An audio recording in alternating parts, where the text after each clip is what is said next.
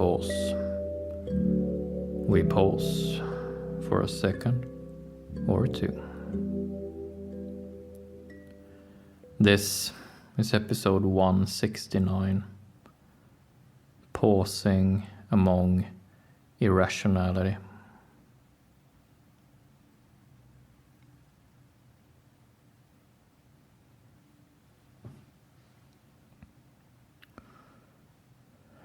When we live our daily lives now,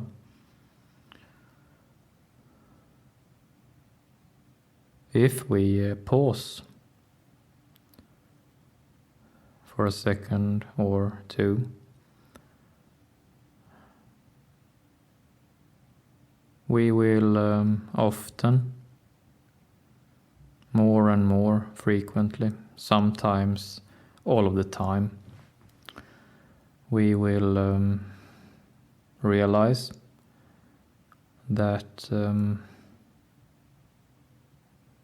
we as a group, the individuals and the groups at large, that we are beginning to act more and more irrational.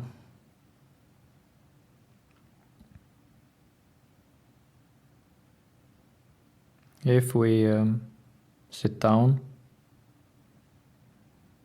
as we are among people, and just pause for a second or two, and we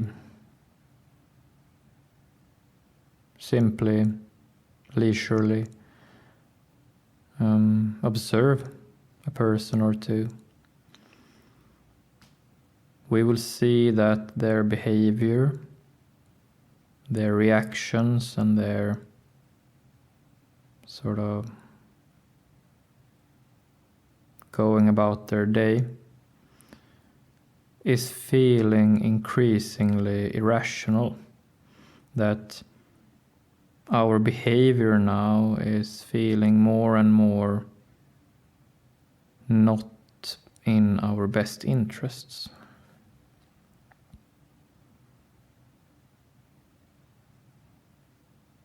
When we pause for a second or two and observe both others and ourselves, we will see that sometimes, often, or sometimes all the time, we act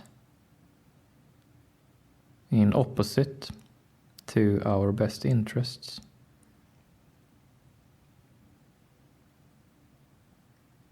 And arguably, that could be what we mean when we say that we are acting irrational.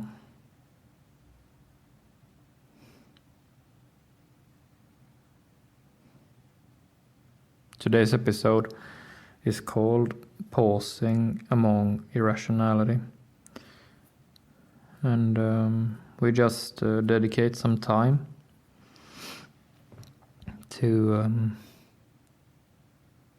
acknowledge that more and more our daily lives are feeling strange, feeling counterintuitive, feeling confused.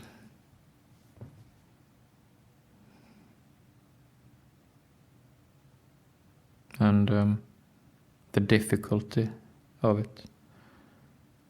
The loneliness feeling of it, the possible despair we might feel out of it,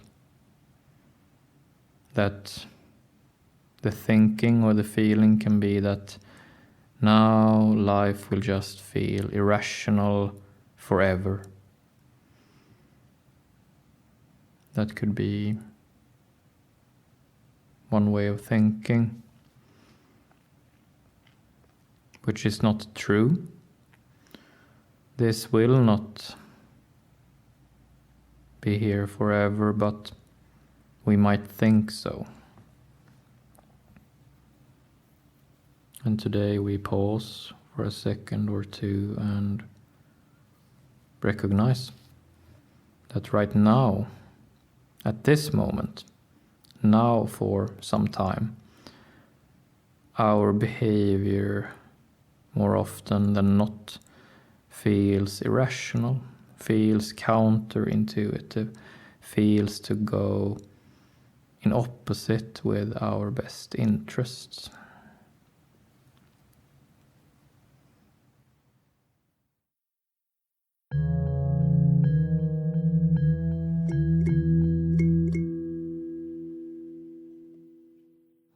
So basically, we are people among other people.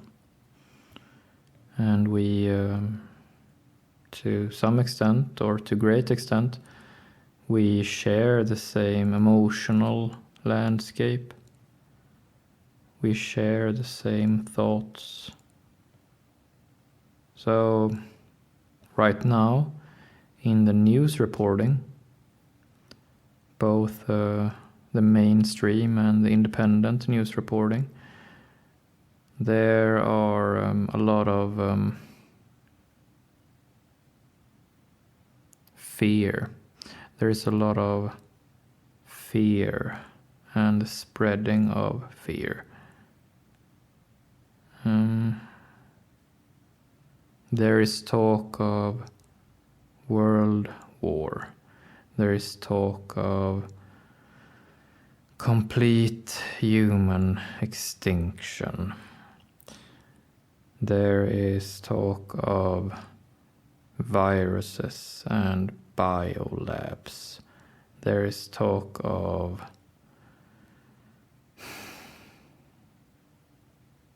widespread chaos. There is talk of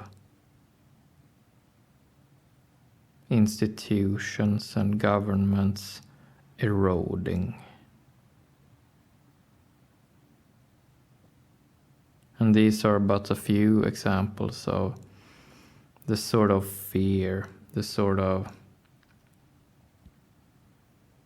terrible emotional, mental landscape that we now share in our daily lives.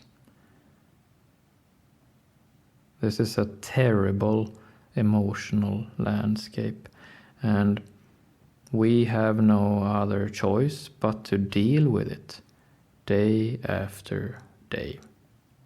The strain on our minds, the strain on our hearts is immense. It's just very heavy. And we are people. When there is such a heavy emotional landscape,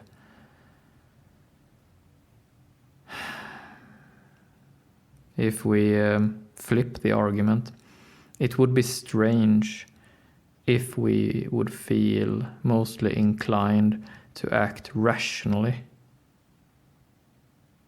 against this background of constant fear and heavy-heartedness.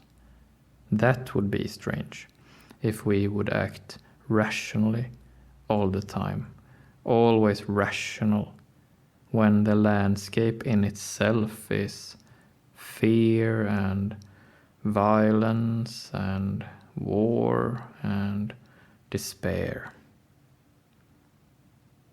So, in this emotional landscape, maybe irrational behavior is sort of matching.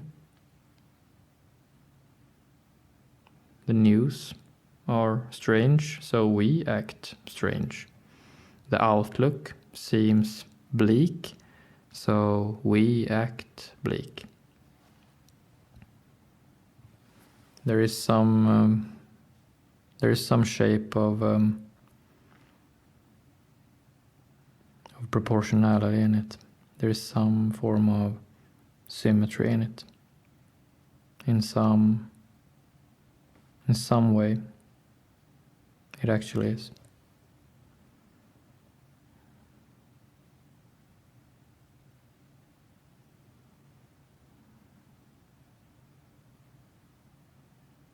today,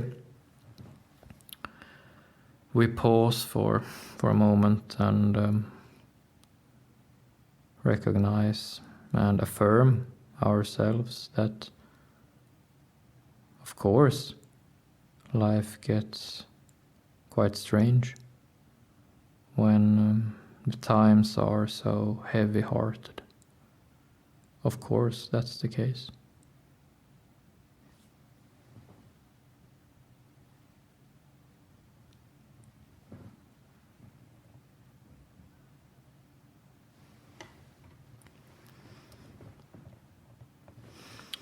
Pausing is a lot about noticing what is there. To take a moment or two, not all the time. It's not like that we do it constantly.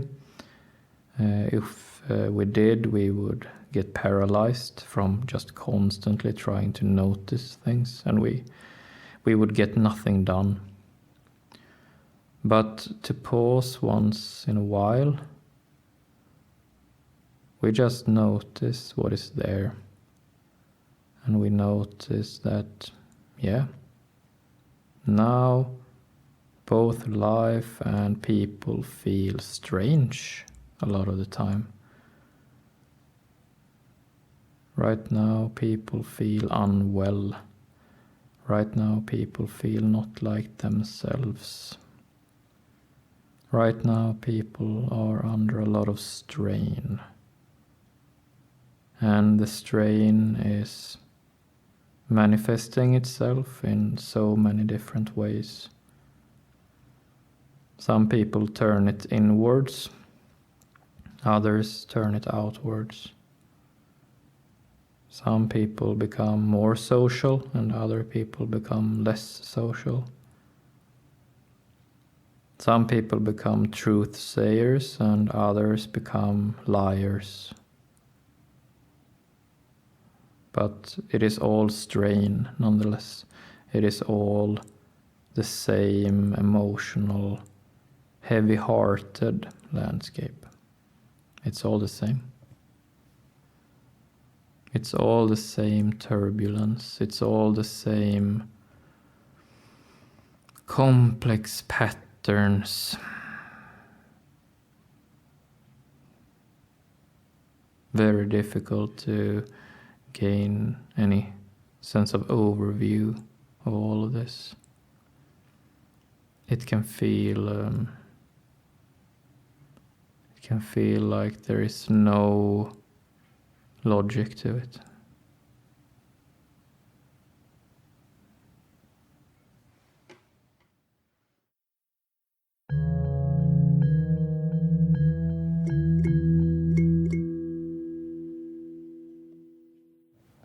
Also, it feels quite nice to pause and just recognize that right now, in this moment, the people here are acting irrational.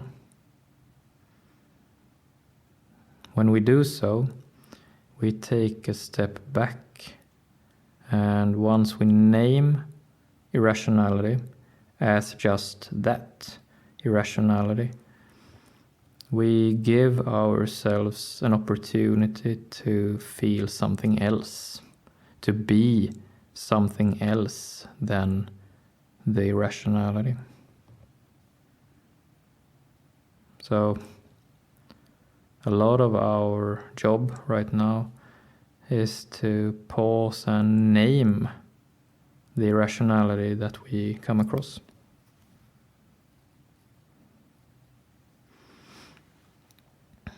And if we are feeling ambitious, we could even, during our mornings and nights, do some logging, some writing, and just put pen to paper about what kind of irrationality we have seen during our day.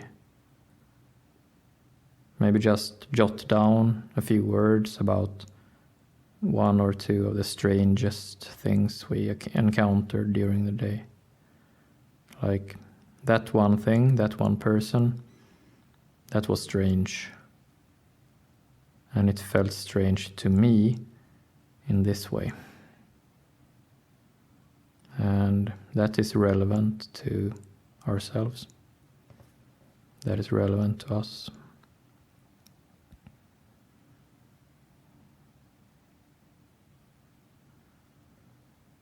These irrational times will not stay.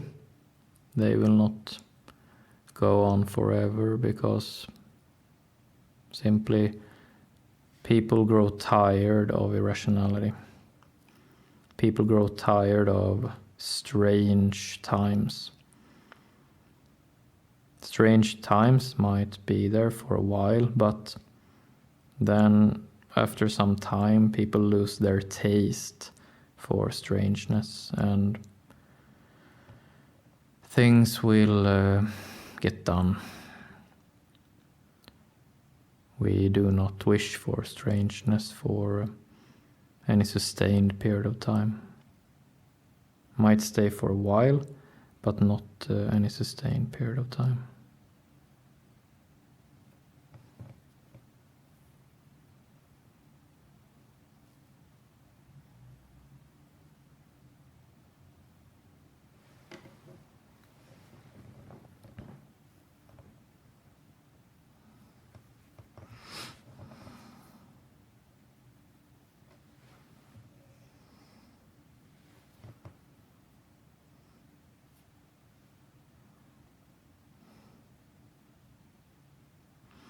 And perhaps lastly, to also recognize that to a person that seems irrational to us, we seem irrational to them.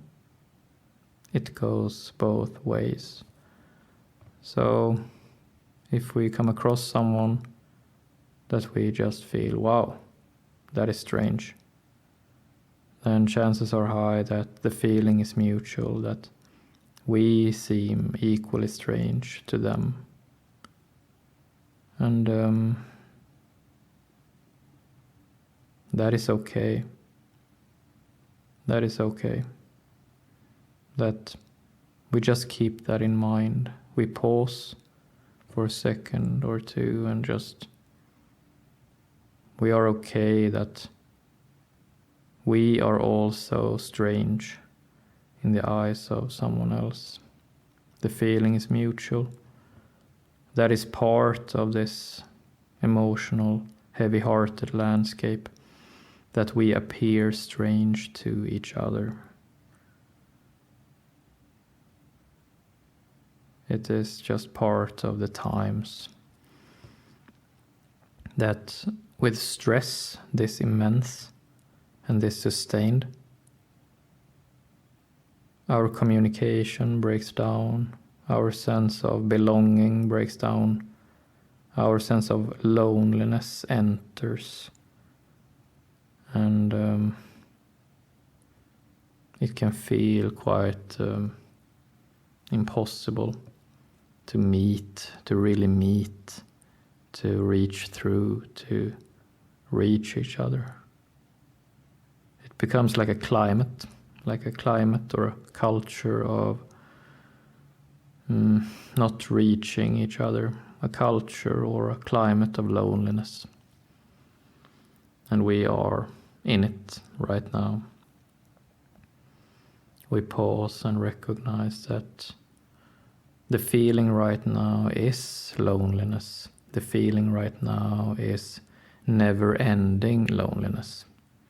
It is not never-ending, but it feels never-ending. The thinking might easily be that this loneliness is never-ending. Right now, that's how it feels. And that is what we pause and say out loud.